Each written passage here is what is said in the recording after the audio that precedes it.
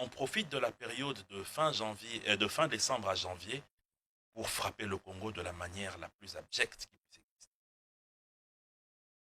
Ces individus qui sont des sujets rwandais, dont l'un d'entre eux a été identifié comme étant membre de l'armée rwandaise, sont venus ici, en République démocratique du Congo, sous couvert d'une ONG.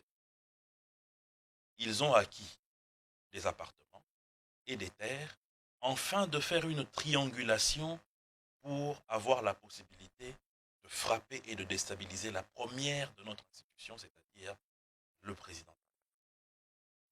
Au niveau de Nsele, c'était avec une possibilité de vue sur l'aéroport de Njili pour avoir la maîtrise des allées et venues des avions et voir la possibilité d'abattre l'avion du chef de l'État.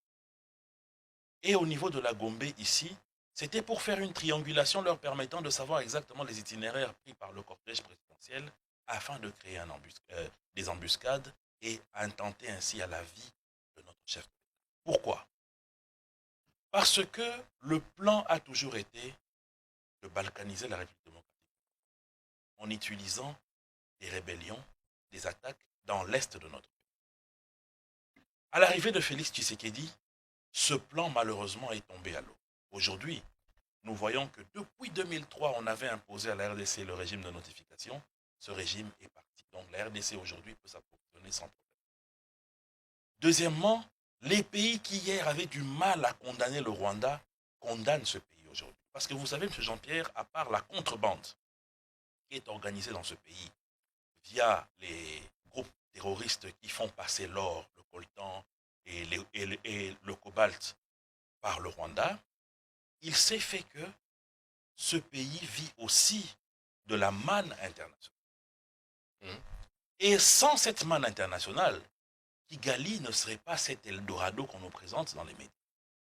Donc, le travail qui a été fait sur le plan diplomatique par la RDC est en train de couper l'herbe sous les pieds à un pays qui vivait d'une part de la contrebande de ce qui sortait illicitement de la RDC, mais aussi de la manne internationale.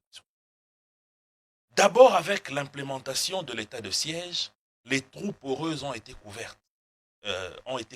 Ce qui fait que, déjà, il y a eu des réductions en termes d'or illicite, de cobalt illicite, de coltan illicite.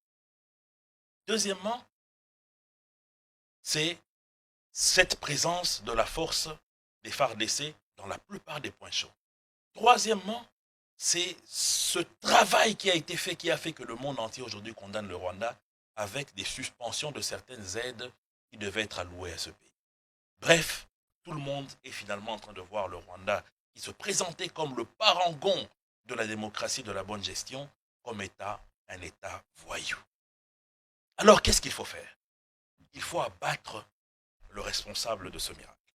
Il fallait mettre fin à la vie de Tshisekedi en vue de déstabiliser le Congo et de profiter du désordre pour réorganiser les cartes. Grâce à la vigilance de nos services de sécurité, ces bandits ont été arrêtés.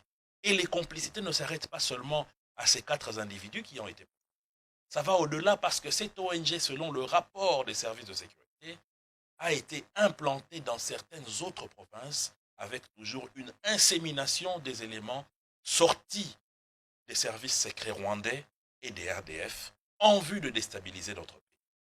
Voilà le travail qui a été fait et qui aujourd'hui permet aux Congolais de pouvoir fêter dans la quiétude. Ici pour moi l'occasion de féliciter l'ANER, les services du Conseil spécial, la DEMIAP et nos services de renseignement de la police qui ont permis à ce qu'on puisse démanteler ce réseau. Et aussi à la population, parce qu'il y a eu une collaboration franche entre la population et les services de sécurité. Voilà ce qu'on appelle l'osmose qui doit exister entre un chef et sa population. Mais comment